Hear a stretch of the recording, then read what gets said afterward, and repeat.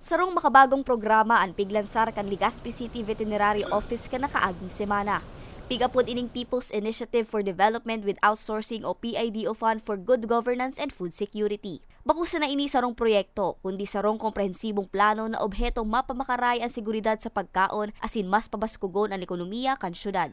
Naging posible ang programa huli sa espersos ni Legazpi City Mayor PIDO Garbin kung sain kabali man ang programang ini sa iyang mga plataporma. Mas naging posible man ini huli sa suporta kan Department of Agriculture Bicol na pinamamayuhan ni Director Rodel Tornilla, kung sain nagdonar ang ahensya ni labi 500 million pesos para sa manlain-lain na grant packages. Kabali sa mga proyektong pinondohan kan PIDO iyo ang modernong slaughterhouse na nagkakantidad 150 to 200 million pesos. Saro ining makabagong slaughterhouse na may kaibang meat cutting asin cold storage facilities. Obheto ka ining mas maprotehiran ang salud kan publiko, madugangan ang revenue collection kan syudad, asin matabangan na mapabaskog ang swine asin livestock industry kan syudad.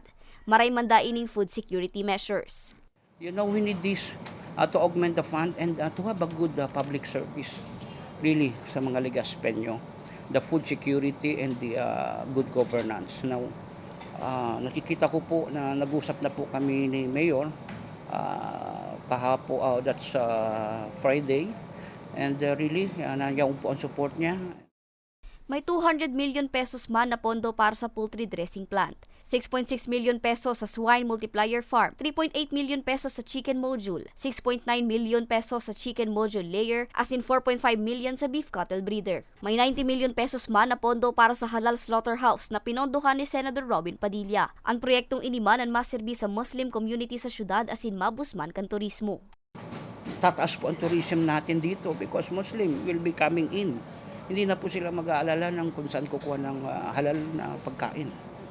So we have lots of program really na we will be improving the lives and the economy of the Legazpi, and at the same time serving the farmers, the meat vendors, and the consumer also, na mapapaganda natin ang ating slaughterhouse. Positibo si Estipona na sa tabang asin pag-alalay ni Alcalde Garbin maging kanako Bicol Party List, mas magiging matrayumpo ang nasabing programa. Para sa mga baretang Tatak Bicol, Angeline Dagta.